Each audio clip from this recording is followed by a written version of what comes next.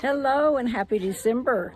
It doesn't look or feel like December in Colorado today, but I'm out for a treat to have tea time at Cherokee Ranch and Castle, just south of Denver. So I'll be joining a group of gals who love to age with vitality, and I will keep you posted with more photos as we go along.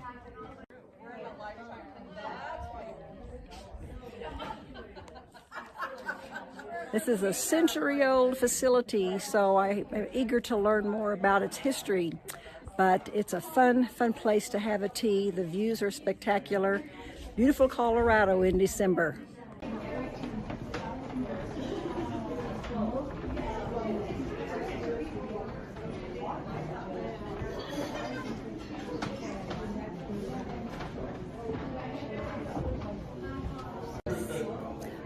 We are inside, and it is set up beautifully. You'll see the tables.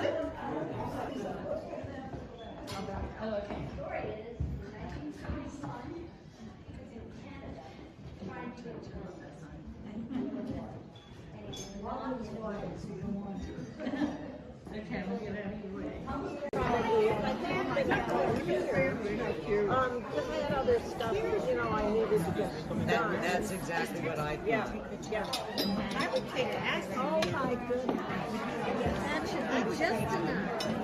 I do like the nutcracker. Oh my goodness. Just like that.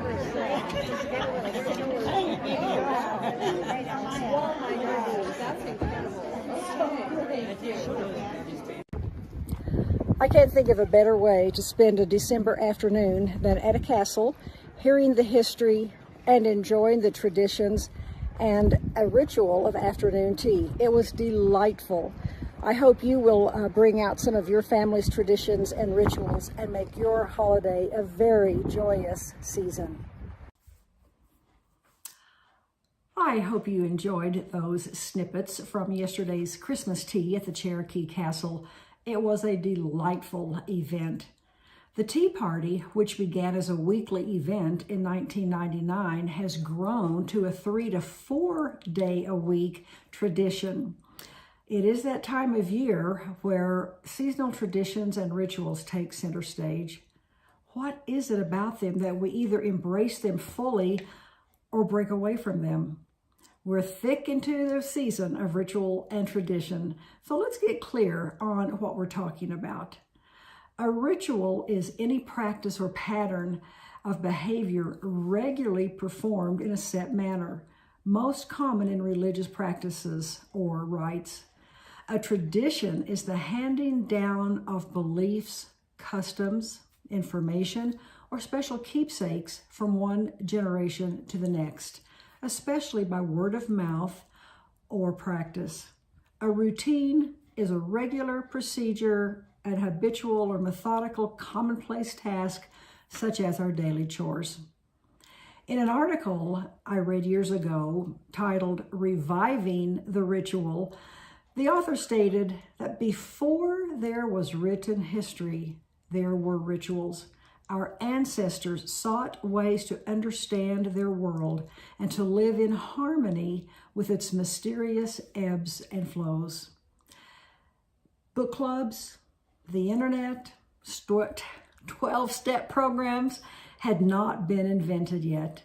Most rituals or traditions marked seasonal cycles and rhythms centered around the environment or rites of passage. Rituals and traditions helped make sense of life and brought organization to the communities. Rituals and traditions brought a sense of order, of comfort, and belonging.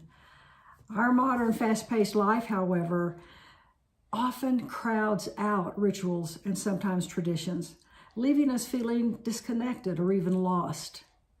British author and ritual expert Jane Alexander says, "Good rituals are essential to our psychological, emotional, and spiritual health." The act of intentionally including simple ceremonies in our day may help to release tension, anger, or disappointment.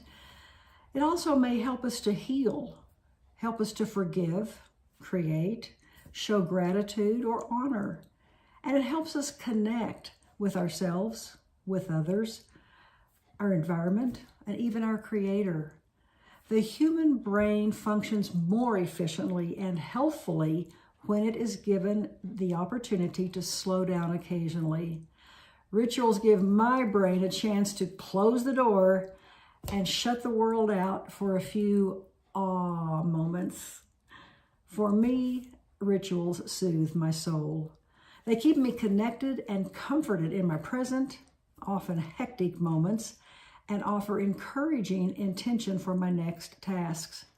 I love my evening cup of tea.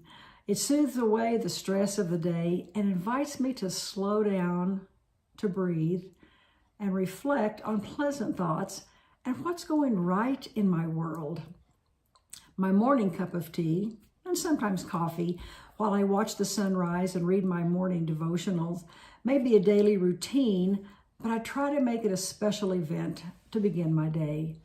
I choose a special cup, usually with a seasonal design, and I intentionally hum while I brew my coffee or my tea. And this keeps my analytical mind from racing ahead to my next to-do list. Then I give myself time and permission to sip and savor the moment. What are some ways that you might transition a daily drudgery into a lighter ritual? I would love to hear your comments. My traditions, usually during the holiday seasons, restore my family history and establish some ongoing traditions for my future generation. For decades, my family celebrated the Advent at Christmas. I followed in my parents' tradition and passed this along to my daughters, who are now passing this seasonal tradition on to their daughters. Another family tradition that we enjoy is making ice cream in the summer season. This is a tradition we've held for many, many years. I grew up with this. I think it's a Texas thing to do on a hot Sunday afternoon. We still use my mom's vanilla ice cream recipe, and thankfully we have graduated to an electric ice cream freezer. The old-fashioned hand crank model that my dad used stayed at the farm. In contrast, my daily routine of emptying the dishwasher, the trash containers, don't stimulate my senses quite the same way as rituals or traditions. I look forward to my cup of tea much more than I anticipate unloading dishes or taking out the trash. But I do love the planning process, especially when it involves bringing seasonal rituals to life. Autumn and winter holidays are my favorite, I think, because those were times I traveled back home in my younger years to spend precious family time. My personal rituals and traditions are simplistic, but they do serve me. They keep me connected to my past, they comfort me in my present, and they offer encouraging intentions for my future. Lou Ann Walker wrote in an article in 2006, Steal This Ritual, that returning to rituals strengthens family and friendship ties across the miles or across the years. Playing Remember When and recalling past rituals or traditions may bring barrels of laughter or buckets of tears, but it will reunite the participants as they pass on wonderful memories of family history, which is part of the glue that keeps a family together. During my information gathering on rituals and traditions, I found several reasons and opportunities that we may include them in our life activities. For historical purposes that keep family and cultural occasions alive and meaningful, or for family records that keep a record of births, coming of age, marriage, pregnancy, anniversaries, deaths, or even a special family meal at the table or another family event that we want to remember and pass on to the younger generation.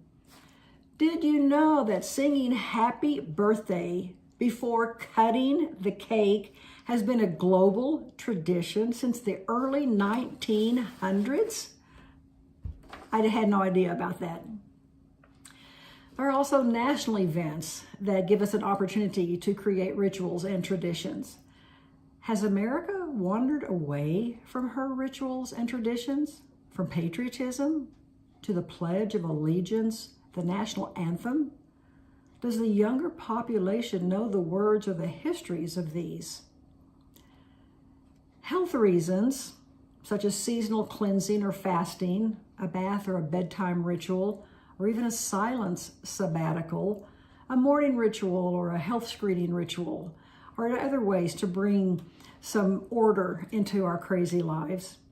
Seasonal celebrations such as the first day of spring, summer, autumn, or winter, or the first snow, or farmers market opening days.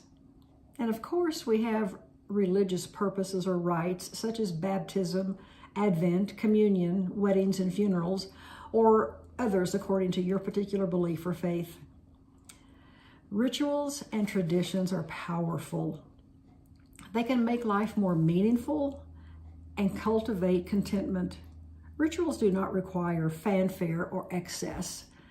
Sometimes the simplest expression heals the heart and creates community. The benefits of ritual were published years ago in the American Psychological Association's Journal of Family Psychology. Their 50-year study showed that the connection in a ritual-rich lifestyle to greater marital satisfaction, academic achievement, self-worth, and stronger family bonds. There is ample research supporting the value of having some sort of recurring ceremony in your life. The evidence also shows that simple and consistent rituals or traditions around special events, major holidays, or even daily routines are linked to stronger immunity, shorter recovery time after an illness, and an improved overall health in children. The year 2020 challenged most of our routines and rituals, but I have heard so many women report that because of that huge hiccup in our lives, they are now more intentional about rescuing and restoring rituals and traditions in their lives. What are some ways that you can get back to celebrating rituals and traditions for your health's sake? What ritual or tradition do you most enjoy? How do you include rituals or traditions in your daily schedule? I would love to hear your comments. I am delighted that you joined me for this review of rituals and traditions.